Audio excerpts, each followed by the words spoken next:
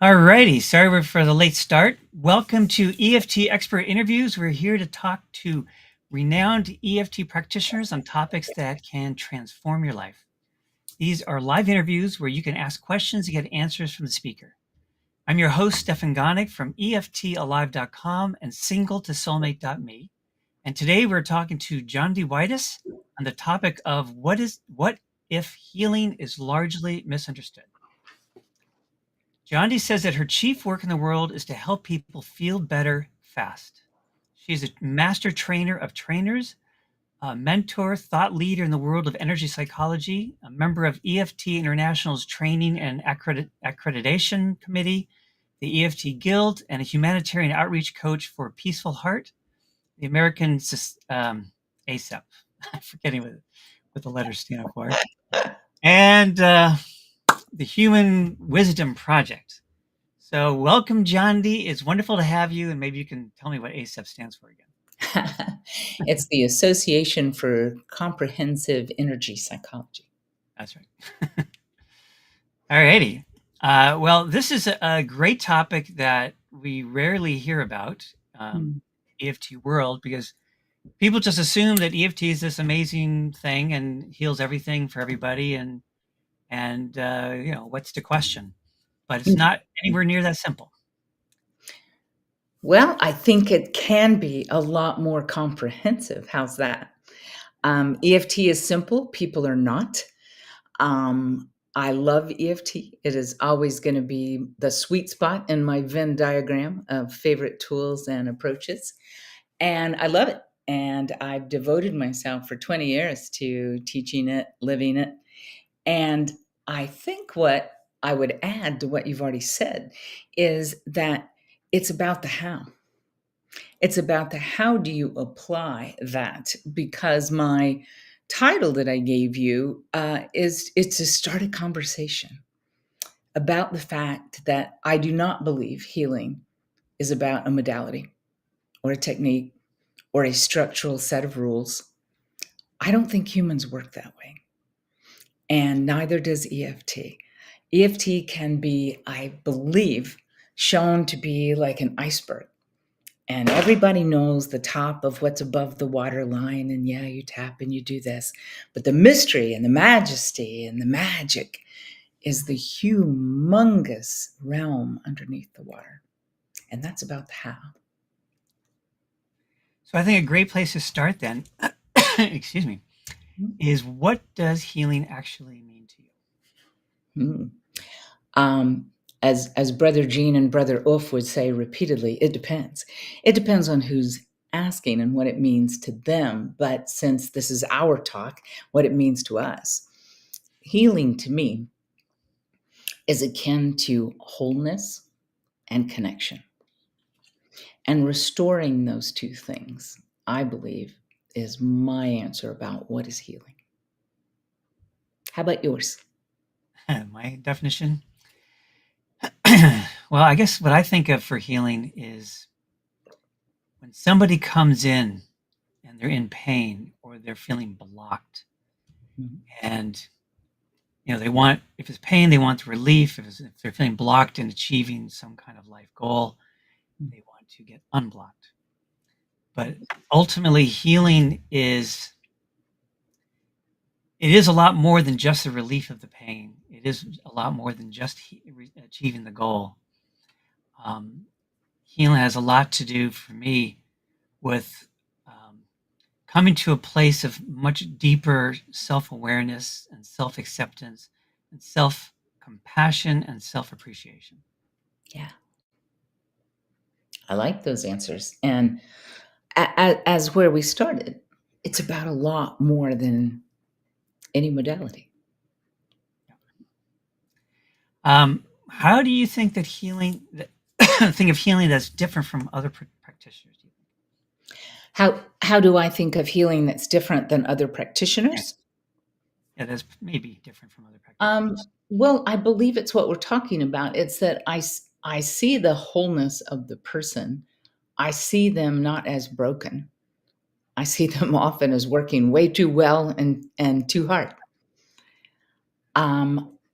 I would say that I'm interested in walking a path that is chosen by the client towards where they feel they are called to go. And we are the navigators, we are the guides, and we have a very good idea about how this path might unfold because we have a lot of experience. But we're foolish if we think we know everything about that person. We do learn a lot on that path. I think that the respect that we show them for their journey so far and what they've been able to do is a good starting place. It's a good fuel station also, because sometimes the going is hard. So I don't think I'm the kind of practitioner that goes, okay, we're done. That's in the eye of the beholder anyway. And I do believe that my little tagline of feel better fast is better is on the way to wherever you are headed, right? Better is in your estimation, and better, I think, is in our hands to guide and to help them stay on track, to help them be safe in their explorations, and to help them come to a presence around themselves and with another person connection that they can handle in a very different way than they thought about themselves in relation to the world.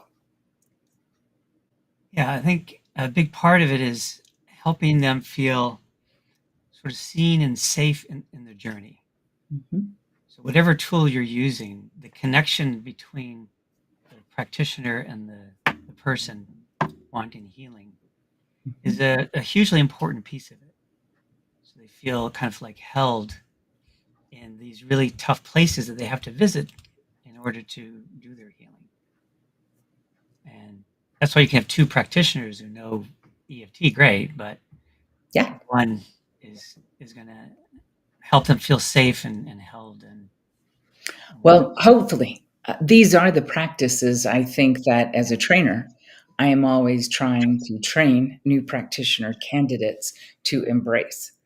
It takes a great part of you, as Gary Craig would say, it's not by you, it's through you. now a lot of people sadly don't know who Gary Craig is anymore. Ah, So Gary Gary Craig, yeah, go ahead, tell I was people. just gonna say, Gary is a friend. Gary is a pioneer. Gary is a multiplicity of humanity.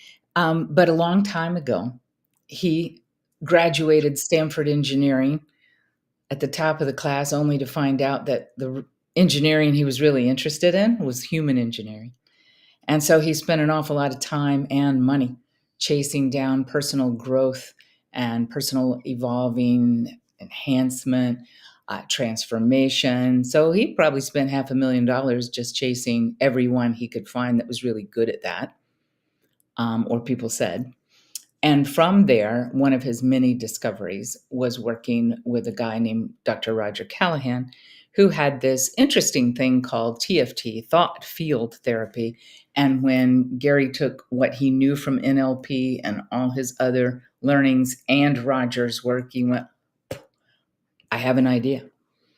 And he was able to engineer this tiny looking little thing called emotional freedom techniques. It is plural. And he showed us a version that could be very easily used in self care with more practice, peer care, and with greater practice and safety issues later. It could be used therapeutically in this realm that we're talking about. That's scary. Yeah, as I knew him way back in the beginning, and Hmm. it makes me sad. In earlier years, you say Gary Craig, everybody instantly knew that. Yes, Hmm. he's the founder of EFT. Sure. Nowadays, the majority don't. So yeah, They he was still know remarkable. him from MO Free, and they might know him from the Unseen Therapist, which is his next level type of work that he still does every Sunday or so. You will see him live in person if you want to, and it's an interesting journey he's been on, isn't it, Stefan? Very much so. So here's an interesting question. How do you know if you are healed? All these eye of the beholder questions, aren't they? Um, I think here we go again. It depends. It depends on what they have perceived as their desired outcome. Could be a goal, could be a state, could be an accomplishment. I don't know. It depends.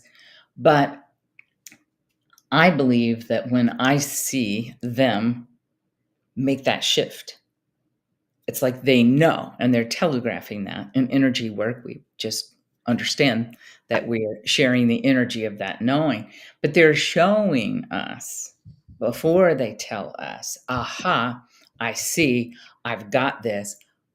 Oh, and as that lands with them so beautifully, our job is to patiently wait, sometimes ask a question here and there until they're able to articulate to themselves mostly, I don't have to do that anymore. I don't have that state anymore. I don't have that painful condition anymore. I'm different. And to me, I think I'm different is really what they are looking for when they're going, I want to heal this thing. Yeah, I really like that I am different place. In traditional therapy, like Mhm. I had 5 years of training, something called Gestalt therapy. And I'm Mhm. sure of it or not, but it's more traditional style, not traditional, but more so than EFT. And in those kind of ways of working with someone, there was this feeling of very small incremental improvements, bit by bit, forever. Yes. And you never really arrived at a final destination. The person would just keep going until better was better enough. Yes. Even then, when they quit, they feel like, okay, this is good enough. I feel better than I did when I Mhm. started. I'm not in so much pain. I'm more able to do what I want to do. That's good enough. Yes. But there's this feeling of efforting every step of the way, right up to the day you stop therapy, because it's good enough. Whereas, and so I consider that like improvements, right? I think you're right. I think that's a really good word. Improvements, whether they can own that, recognize that, feel that, the truth of that, and integrate that, it depends. But I will give Gary props for EFT insisting upon constant testing. And that doesn't mean it's arduous, it doesn't mean it's effortful. It means they are asking all the time for you to recognize what you notice now that is different. And in that way, EFT is very, very different than the scenario you were just talking about. Yeah. And so with doing EFT work, what happens for people is besides it being dramatically faster, Mm. it's not a feeling of just incremental improvements, even quick incremental improvements. It's a feeling of all of a sudden I am different. Yes. And it feels much lighter and I Mhm. feel different and it doesn't feel effortful when I've arrived. It just feels like I am now different. And it's a Yeah, very different kind of experience. Uh, so absolutely. I'm gonna give a shout out. I don't know that he's listening, but I was doing a training once, and there was a veteran there, and, there were knee issues, and he had volunteered to be a demo, and so and he was a very good demo, and then it was time for testing. What do you notice, right? And he did that with his legs, and he looked very strange. And I said, "How about you stand up?" And he stood up and he walked a bit and he went, "Wow, just wow." And from then on, the whole weekend, we named him Don Wow.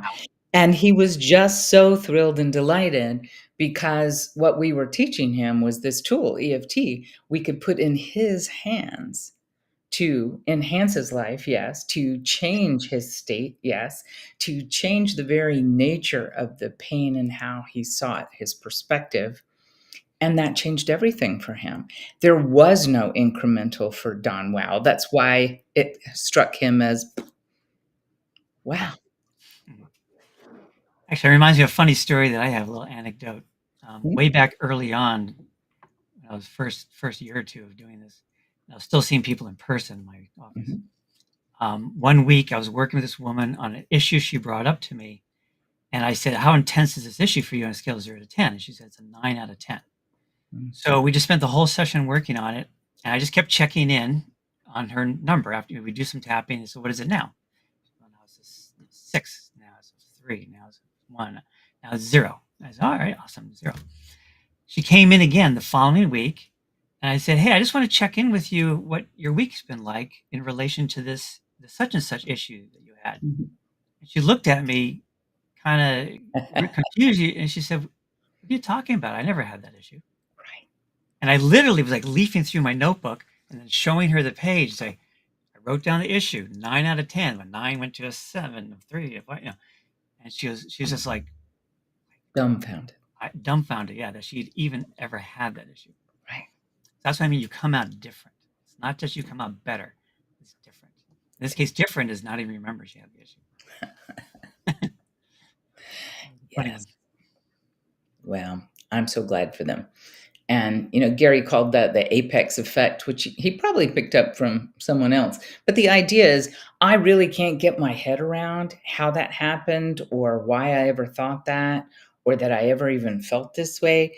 It is, I think, a great illustration, your story, of the transformational nature that we're talking about of EFT. Yeah. Um, let's see. What would you tell someone who's been to therapy but problems remain and they're interested in energy work like EFT? Hmm. Well, so this eye of the beholder thing, which seems to be my theme for the day, um, I want to know a couple of things from them, like what parts do you perceive are still an issue for you? And I'm going to even ask your guesses about that. I'm going to make sure I ask in the form of guess because most of us are reluctant to say, well, I know this and I that, because we don't want to be judged or, I want to say, countered, right? And so we usually default, don't we, to, I don't know. So, in this way, if we can be more gentle, playful, warm, and say, I would be really interested in your guesses about what it is that remains and maybe even what you think that's all about. And the listeners may be interested to know the reason I didn't say why is because that's not a very EFT friendly question. And the reason we've discovered, I'm throwing you in there too, Stephen, is that in my language, why is mostly a lie. It is simply a meaning made, a story we've told ourselves or someone else has told us. And so our why is often part of the issue. It's a meaning we have made. So in EFT, we hardly ever ask anyone why, but it's fair game to say, what's your thought on that? What's your best guess about that?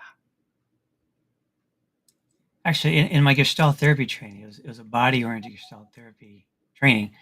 And what they used to say is a why question puts the person into their head out of their body. Absolutely. So, I in agree. addition to, as you said, the why is their beliefs and stuff like that. But also, yeah, it puts a person in their head and they lose touch with themselves. Mhm. It's all heady and mental. And yes, I was also trained to say, well, what do you guess it might be? Mm. It tends to free the person up, as you said, for Absolutely. reasons you gave or whatever it might be. Just feeling uncertain and not feeling confident to say, well, maybe it's this. Right. And we It invite you to removes say all your the maybe. weight. Right? It removes all the weight Yeah. from your question. It's just guessing. We're just spitballing here. Yeah. Yeah. It's interesting. It seems like a lot of the stuff we're talking about is more uh, away from the technique of EFT, the tapping. The Mhm. tapping is great. It's the final step in a way, but it's more about how do we do the process of connecting and That's what I'm supporting, saying. exploring. Absolutely. Mhm. I do.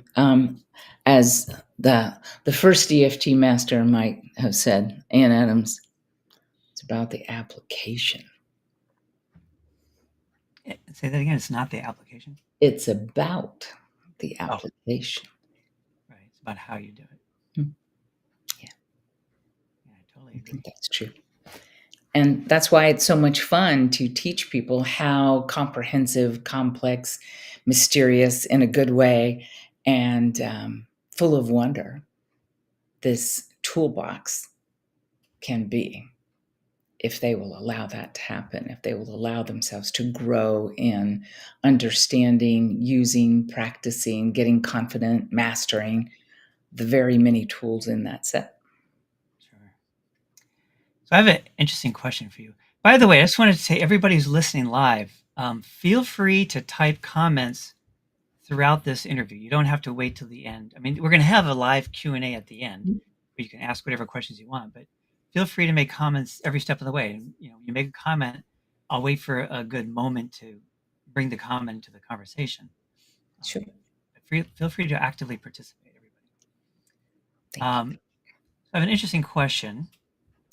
What's a lot of the people, let me just preface the question. A lot of the people in my channel subscribe to my channel because they watched my how to do EFT video. Mhm. 1.8 million views on that video.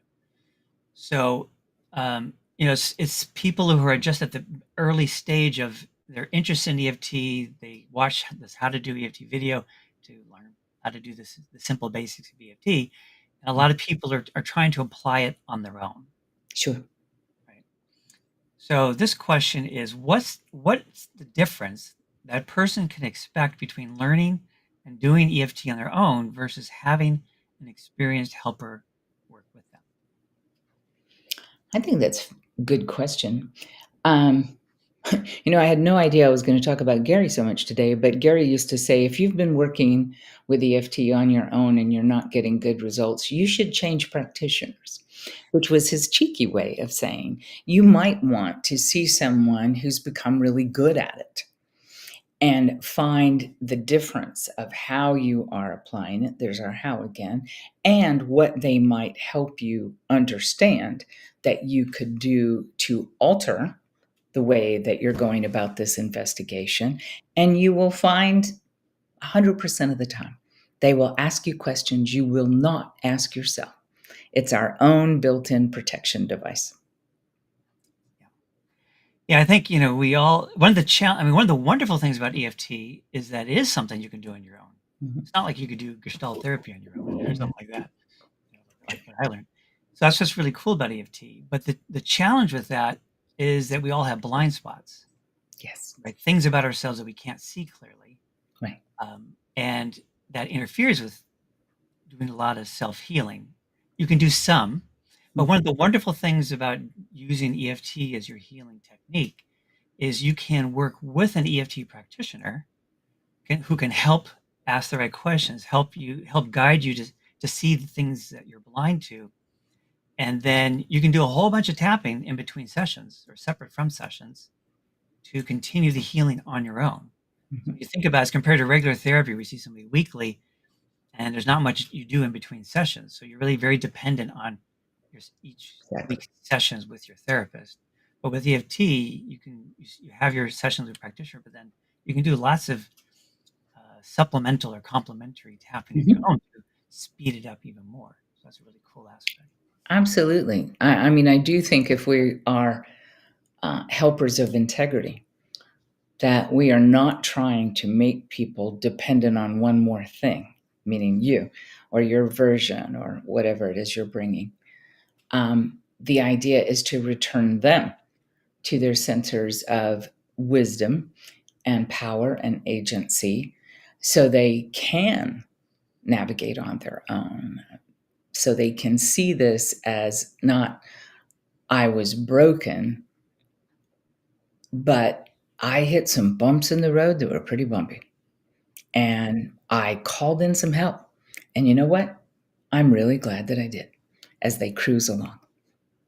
Yeah, absolutely. Um, so here's another interesting question. Do people often ask which tool or method is the best for, addressing this type of problem versus that type of problem, things like that? I think we do, all of us, because we've gotten used to. I didn't know I was going to say this either. We've gotten used to allopathic medicine. Something wrong with your eyes, you need to see an eye specialist or an ocular degeneration specialist or this or that. It's like, what do? You go directly to the specific thing. So you generalize that onto everything else, right? I love the fact that EFT can be tried on anything. I love the fact that you can stumble and yet find your way if you will sit patiently and allow yourself to listen to what you're actually asking yourself. Um, there is no algorithm for what do you do for Parkinson's. It it just doesn't compute. It's not like that. It is a full life and body tool set. And just like leaving thought field therapy, which had helpfully made many structural recipes for this condition or that condition. And I started in applied kinesiology, and oh my goodness, there was so many diagnostic recipes that had been gathered over the years. But you're looking through this, and that was really about diagnostics and a particular structure that, to your point a few minutes ago, you can't do on your own. And I even left applied kinesiology because I just felt like it was so complicated and so very much diagnostic rooted. I just felt for people when they said, "Oh my goodness, I have to do what? And I forgot it. What do I do now? I forgot the recipe you gave me." And EFT is so much more forgiving because even if we start what I call purposefully global, I have no idea what is wrong with me or why this is happening. And I'm just recognizing that is true. It's always, always there as a place of departure or a place to start. In my hands, I'm always using the idea of Jondi does tapping simple. I tell the simple truth. We tell it to ourselves. Then we can tell it to others. So in this way, there's always a place to start, no matter what the malady is. So when people ask, is there one? I smile, I hope I do. And I say, no, isn't that really great news? It really doesn't matter where you start. It does matter, though, that you start. I think also, when you look at, if you're addressing different kinds of issues, there's a certain underlying commonality to any life issue, any kind of struggle that anybody can have. It all comes down to our emotions and our beliefs and things like that. And EFT is great for those things. Sure. So I often hear people, when people, contact me to see if they want to work with me, they'll often say that question: "Have you ever worked with someone who has, the issue that I have?" And at this point, I've been doing it for so long. The answer is usually yes. But Yeah. in the earlier years, often it'd be, "Well, I haven't worked with somebody with that exact issue, but it doesn't matter. Yeah. This is all about our emotions and the beliefs and things." So it's really just a matter of getting to the root cause of what created the issue, which is some kind of painful experience or something, and then healing that. So there's a universality to how to heal anything that somebody's trying to. Yes. I like that word. It's hopeful, isn't it? Yeah, it Yes. simplifies it a lot. Yes. Yeah, you don't need like these, as you said, these very specific recipes. If this is true, then this is the way you do that, and this is Right. that's true, and this is the way you do it.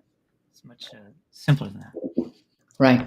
Well, I also think, I don't think this is my personal bias. I think this is actually the way it was intended. This is my opinion, based on a lot of years of experience. But we like the reassurance of Stefan saying, absolutely, I've met with 300 of that. Right. And successfully and whatever. And that makes sense. We all like the reassurance about that. But back to the way it was constructed, it did not have a template. It did not have a structural recipe on purpose. So it drove me a little bit nutty at first that I would see people generating constantly sequences and scripts. And I think, as a template, as a point of departure, it might look or sound like this without the follow through of saying, now you doctor that up so it's truly yours. It used to drive me crazy because it is a personal work. Even though we are all alike, we are not the same. And that paradox is what we're getting at with EFT. Make it yours. It's not going to help. If I took their line of reasoning and said, well, this works really well on Parkinson's, let's work on your grief with the same thing. And you would go, well, that doesn't make any sense. And I'd say, exactly. Yeah, I agree that having recipes for how to address different kinds of things, if you're just starting out, it can be a little reassuring, but it can also then feel very limiting. Like it feels a bit like a straitjacket. It's like, okay, I have to respond, treat the person this way, because this is what the book says. When this is true, then Right. this is the way to do it, which doesn't take into account the uniqueness of the person. So, Right. Well, and I think that's why people get so lost and say, I didn't do it because I didn't know what to say. There is a thought that is very common where it's about the magic of the words. And I'm thinking, no, the magic is in your words, your perception, your attunement to your own situation. when you say the magic of the words, what are you referring to? It's not about my template or my script. There is no magic in those words. The only magic is in your words coming out a genuine, unique expression of what it's like for you. You as in the client, the Mhm. person wanting healing, Mhm. not you as the practitioner. Client. Okay, good. Actually, it reminds me of one thing since I had that how to do EFT video, and the basic recipe is it's all about coming up with a phrase Mhm. that captures the essence of the problem. Mhm. So a lot of people through all my videos will say, I've got this problem. What's the phrase I use?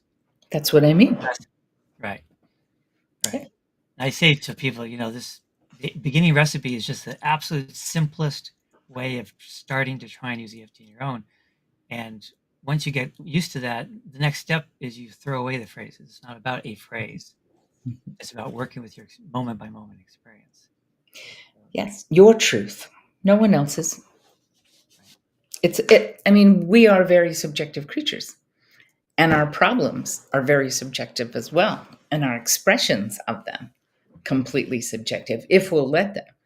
If we were not taught to recognize our individuality, then we won't be doing that. And so we will always be making something a little better, but to use your words, incrementally.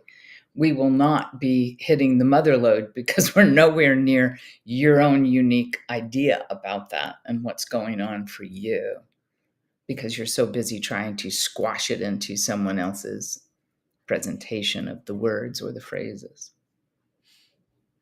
Yeah, that's very limiting.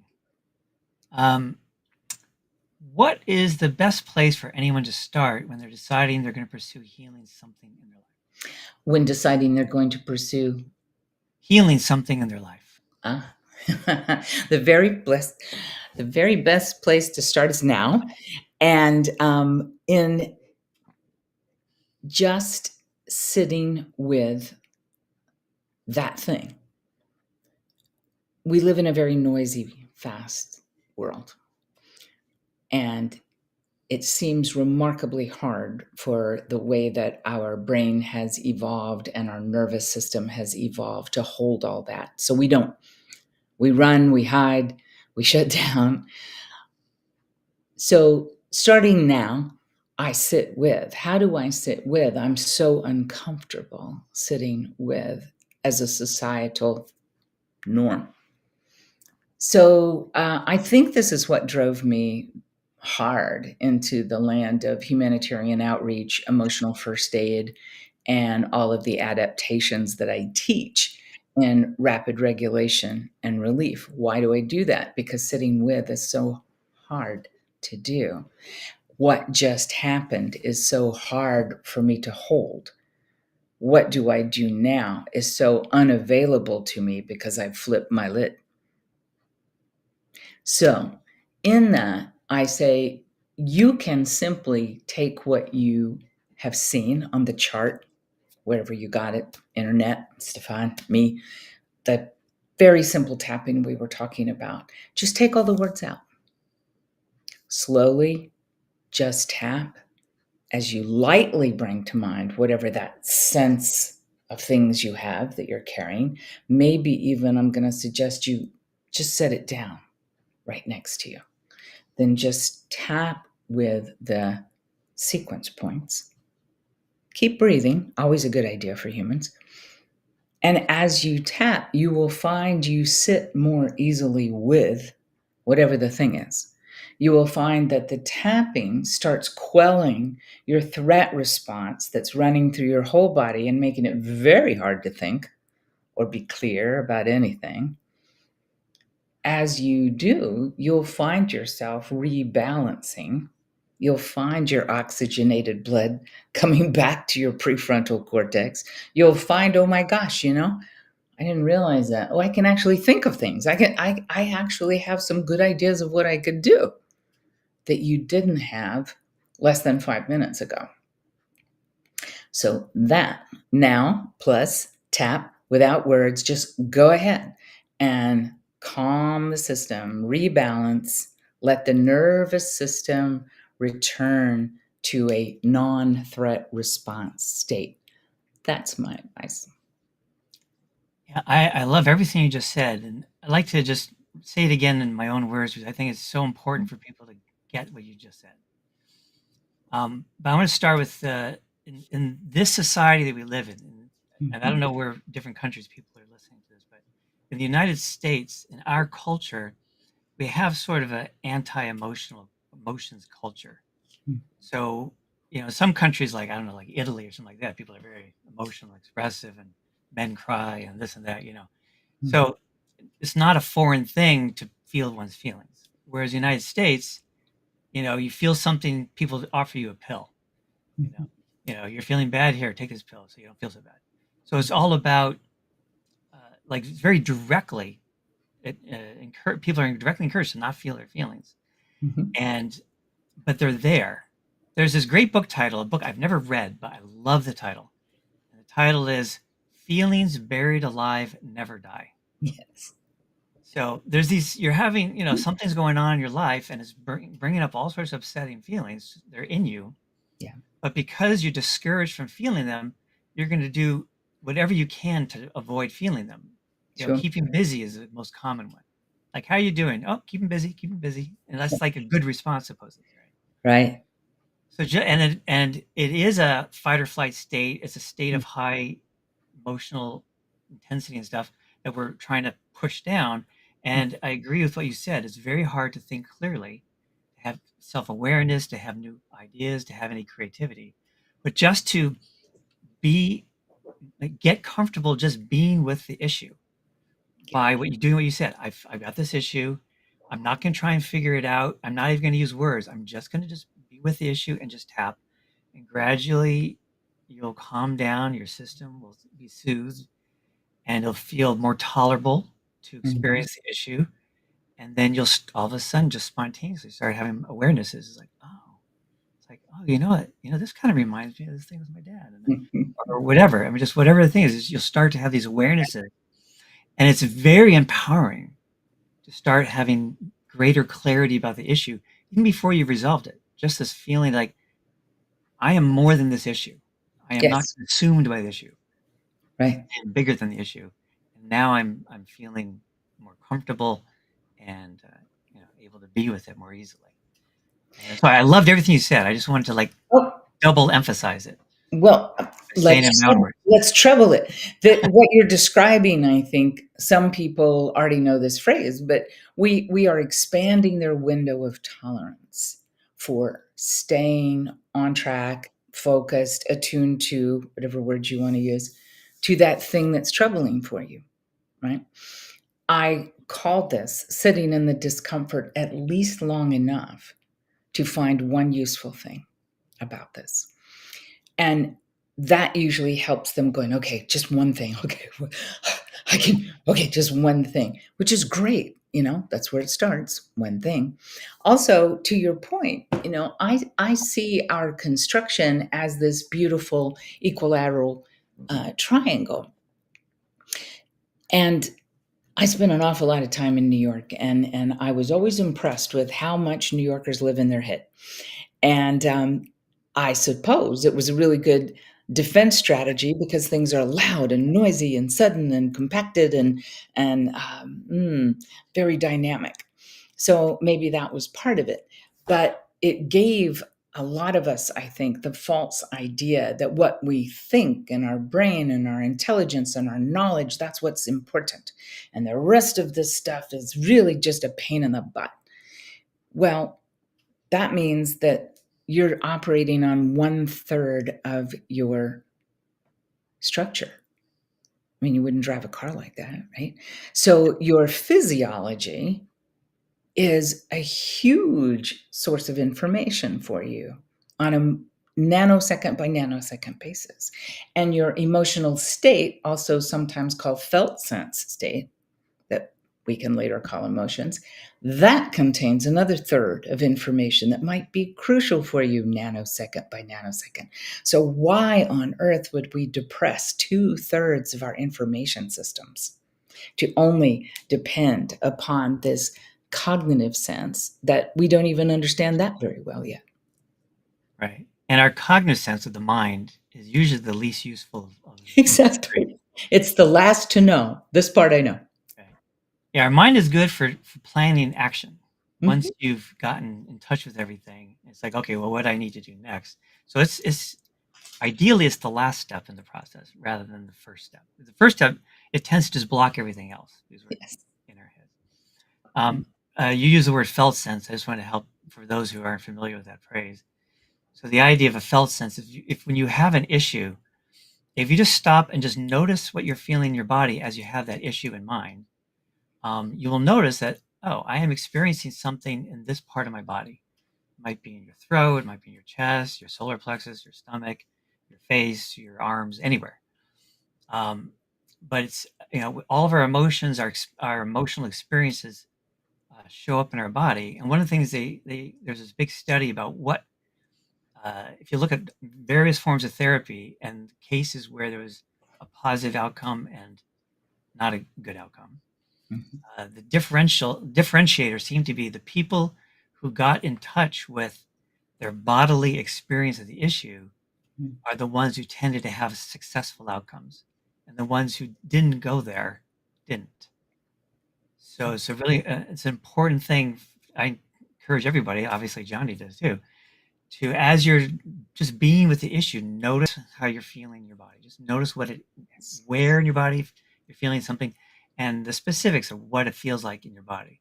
So, like if it's in your stomach, it might feel like bands of tension, or it might feel like a hard, gnarly ball that's black, or it could be tingly, or whatever it is. Just notice what you're feeling, and you can. That's a good first step, and then you can also use it as a doorway to get more in touch with yourself. So, okay, I start with with this bodily experience and the emotions. Well, the emotions is where we started, and then I'm experiencing all that stuff in this part of my body, and it feels like this. I can then ask that part of my body for information. Mhm. You can think of it as that's the part of you that has the issue. Or you can even more tenderly think of it as this is that young wounded self part of you as the issue. And if you ask that young self, like you're talking to a 4-year-old child, with compassion, you say, what's wrong? Or what are you needing right now? Something like that. And then you just let that part of you answer.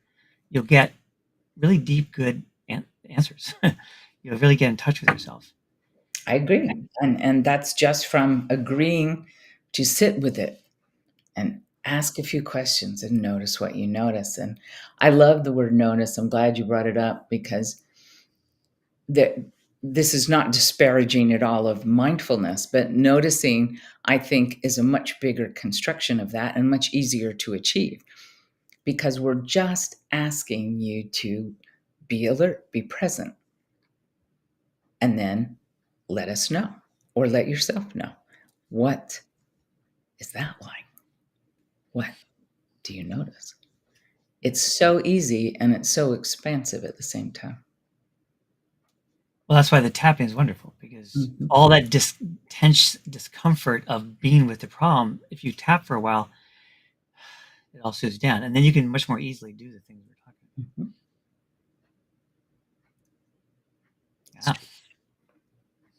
Well, I feel like I've been singing to the choir this whole interview. Well, that's not a bad feeling, is it? So, and I agree with you. The body is a portal. It is a doorway, and whether you are talking about it's structural, my L7 is, if you're talking something so specific, all the way to this felt sense of emotional mood, uh, atmospheric, right? It can be anything, including I am really angry. Right. But those are doorways, as you said. I like that very much. And I teach that there are three doorways, and they are the physical body, and they are the emotional and felt sense state, and they are the cognitive state or array. And I say it doesn't really matter which door you walk through, but I recommend the one that's open or the one that opens the easiest. And as soon as you do, you'll find, just like the Matrix, you're in the same healing hallway. It's just which door did you come in through? Sounds good. Mhm. So I think it's a good stopping place. Now we're not done. We're about to do the live Q&A, but Mhm. I am aware that not everybody sticks around for a Q&A, so I want to do a couple things first just to transition. Mhm. So Jondi, if people are interested in learning more about you, where do they need to go? Well, I have cleverly named a website, jondiwhitis.com. And on there, you have all kinds of contact capabilities, as well as seeing mentoring opportunities, training opportunities, personal session work. Um, I especially like inviting veterans and children, of course, with their parents' help, and the First Peoples, the indigenous communities. I especially invite them to come because I believe that there's so much richness that we can offer in those areas. Because all three of those constituencies frequently have overwhelming sense of something that's going on for them. And I believe that this is a wonderful tool for helping them. So it's my pleasure to do that. But I am reachable at jondiwhitis.com. And you can also find, if you're a member of the Guild, the EFT Guild, I also teach there.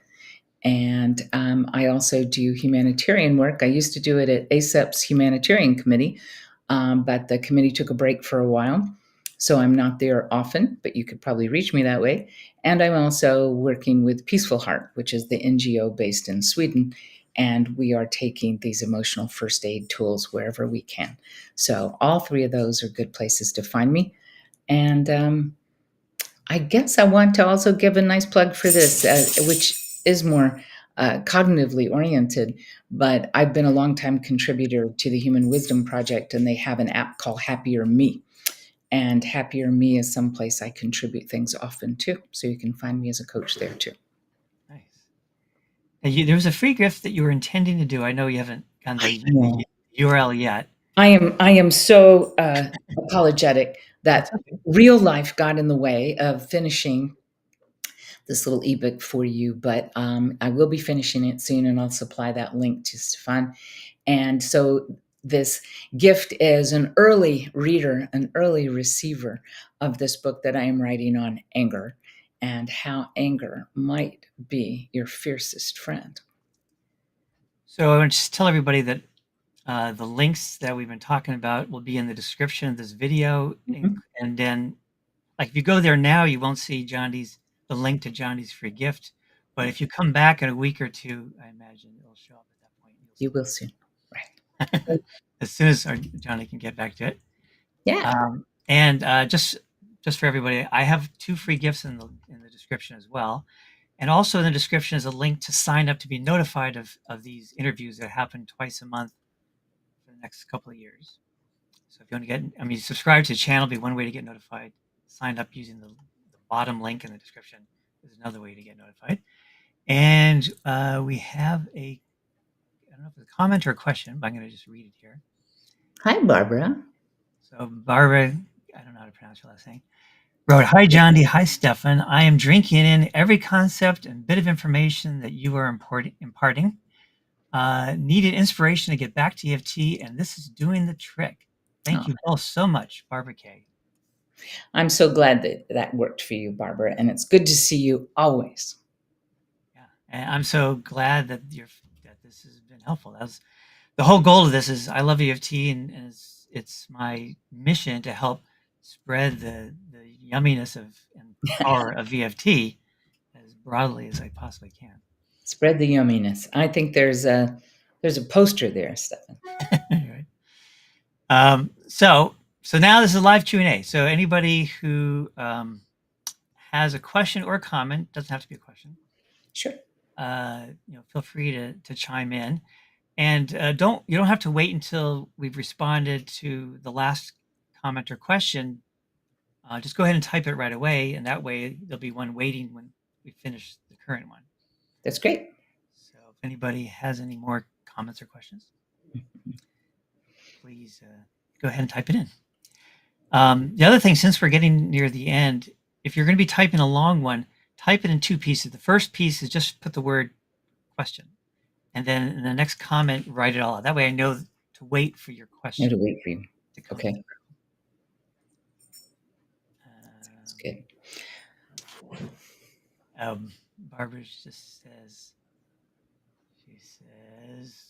hi. Smiley face, a heart, and well, hi again. Yes. And while we're waiting, I'm just gonna put this out there. Barbara's a great lover and trainer in Tai Chi, and I wanted to mention that EFT is so marvelous at integrating into any other modality that you're practicing or that you love. And as a certified integrationalist, I certified myself, enough noticing, it is a distinct pleasure to find ways that people can usefully put EFT to work in their life and in their practice. It lives so well. It plays well in the sandbox. Yeah, very true. Just to give a quick example of that, people who go to a gym to work out, and they do multiple sets, if you just do a few rounds of tapping between each set, you'll notice without any additional effort that you've just increased the number of repetitions you can do for each set. There you go. Very simple. And the tapping, you don't have to say anything. You don't have to have words. You just do like 5 rounds of tapping, and then you do your next set. So during the break between sets, you tap. And if you're having a hard time getting out of the house to the gym, right, use it for that. You can use it for that too. We'll see. We have another comment, also by Barbara. She said, "Such a hard time for many of us politically. Have to keep myself out of the rabbit hole." Yes. I think you're not alone. There's many of us that are having a very hard time. And one of the things I think that we can all agree on when we're using EFT, and those who are new to it can get Stefan's or my tapping charts and just drop in their own information for this. But I'm recommending that you use the idea that I've given you on tapping simple, which is just one truth that I'm noticing, just one issue that I'm noticing. And often what happens in the political sphere is outrage. I fully admit to being outraged on many occasions because I fancy that I'm a humanist and I'm kind and that I have more than myself that matters in this world. So it's easy to overwhelm me with the other. And so what I will do is I will just take this. And of course, I've only got myself to offer you for an example right now, Barbara, but the idea is I tell the simple truth and I tell it in very simple ways. If I'm too upset to find the words, that's when I'm going to tap without words or use any of my adaptations, which are very tiny somatics, body level up, right? But when I get up into my mind, I can say, I am outraged. And that's just exactly how I'm feeling right now. So by telling this simple truth and the tapping, you can very quickly start to calm because cognitively, you have nothing to fight about. You told the truth. There is no conflict in how you're feeling and what you were saying. They are one. I am outraged right now. That is true. Secondly, as we have talked about earlier in this podcast, as we are able to quell the overwhelm and the threat response of that outrage, we are able to more clearly think about, well, what can I do with this feeling, this notion, this noticing, whatever your words are? And very quickly, you'll be restored to your own agency and you can choose to take action on something that is right for you. But you couldn't do that when you're just marinating in outrage. Right. Or fear or whatever the feelings are. Here's another comment continuing with Barbara. Mm. And she wrote, so true. Thanks for mentioning the connection to Qigong and Tai Chi. Welcome. It's all good stuff. You know, for those of you who are new to EFT rests firmly on the shoulders, annals, and ancient history of Asian medicine. And in so doing, you know, we look at all the different forms and types. And while they may not have been called that at the time, or maybe they were, I mean, I look at Qigong as the great, great, great, great, great, great, great grandmother of all healing and health practices. So EFT's living in a great tradition. Absolutely. Any other comments? And Barbara's welcome to keep commenting. Anybody else as well?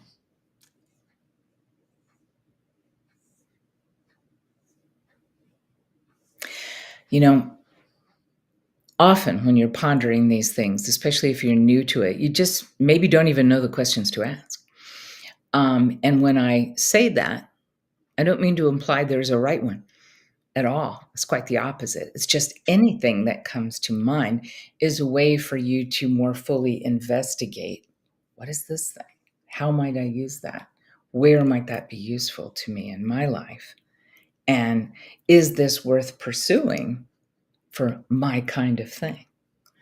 And so I think both of us would be remiss if we didn't say, try it on everything. It is efficient, it's kind, it's easy, it's low or no cost, and it's effective.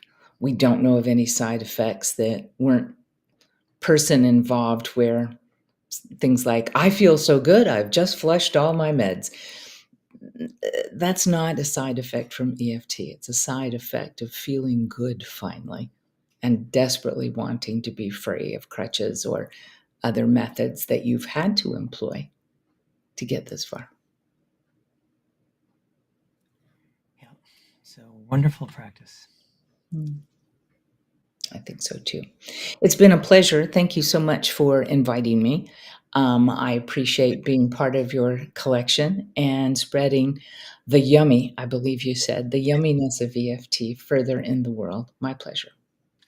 Well, it's been absolutely wonderful having you. And it's been a really great conversation and interview that we've done.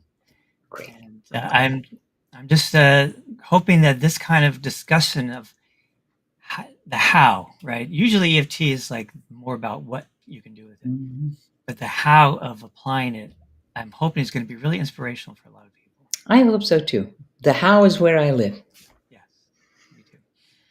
All right. Well, thank you so much. You're welcome. Be well, everyone. Bye, everybody.